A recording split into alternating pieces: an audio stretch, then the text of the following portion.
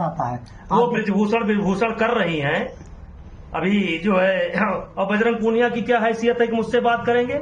जो आदमी अपने पत्नी का इस्तेमाल कर दिया केवल कुश्ती संघ के पद के लिए और राजनीति के लिए, कांग्रेस के लिए अपने पत्नी का इस्तेमाल कर दिया, अब आज उसी पत्नी को लेकर के घूम रहा है, वो मुझसे क्या बात करेगा? उनका कहना है कि दिनेश फोगाट नियम तोड़ करके ट्रायल उन्होंने दिया था। नियम यह है कि एक दिन में कोई भी खिलाड़ी 2 वेट कैटेगरी में ट्रायल नहीं दे सकता। उन्होंने जूनियर पहलवानों का हक मारा था, गलत ट्रायल लेकर के यहां से गई थी, उन्होंने पूरे सिस्टम को हाईजैक कर लिया था और जो वजन छिपा करके यहां से गई थी वही वजन वहां उनका काल बन गया। और जहां तक मेडल की बात है, अगर ये लोग आंदोलन न किए होते तो कम से कम 5 मेडल कुश्ती से आता।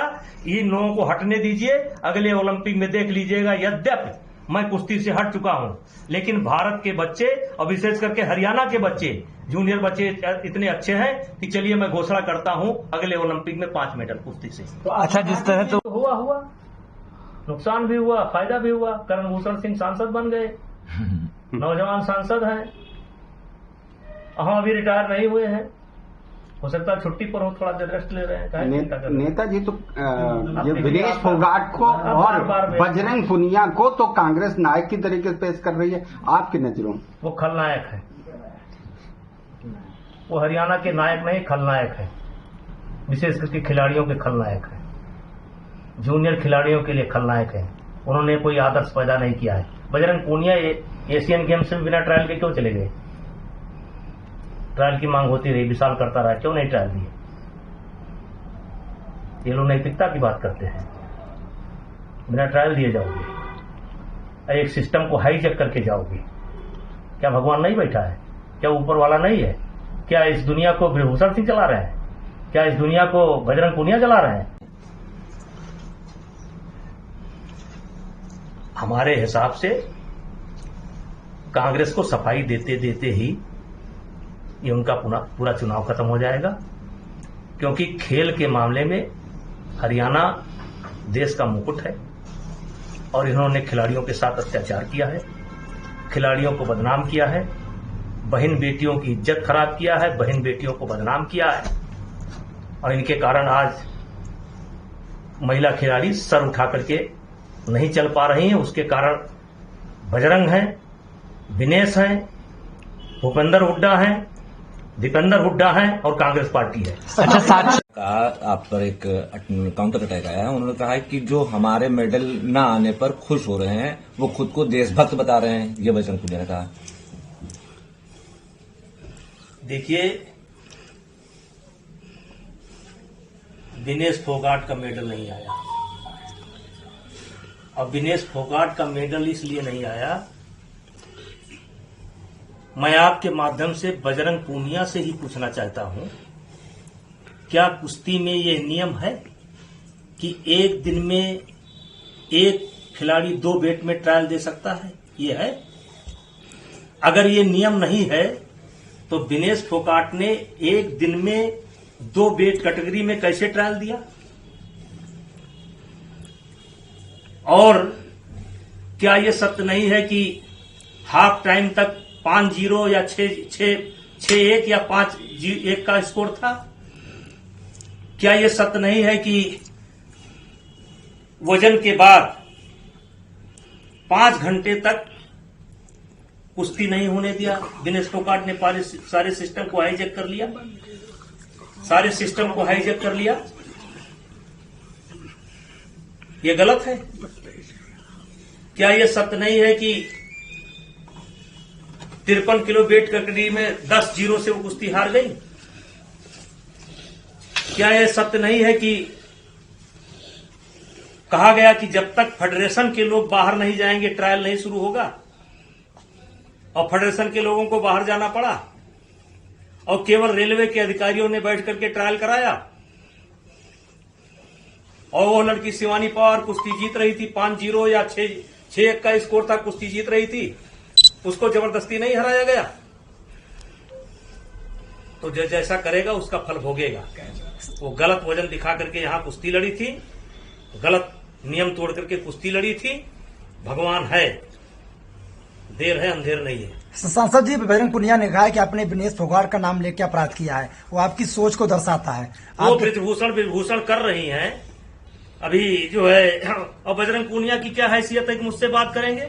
जो आदमी अपने पत्नी का इस्तेमाल कर दिया केवल कुश्ती संघ के पद के लिए और राजनीति के लिए, कांग्रेस के लिए अपने पत्नी का इस्तेमाल कर दिया, अब आज उसी पत्नी को लेकर के घूम रहा है, वो मुझसे क्या बात करेगा? उनका कहना है कि मेडल न आने पर देखिए, जो हो गया। मुझे कोई दुख नहीं है। दिनेश फोगाट नियम तोड़ करके ट्रायल उन्होंने दिया था। नियम यह है कि एक दिन में कोई भी खिलाड़ी 2 वेट कैटेगरी में ट्रायल नहीं दे सकता।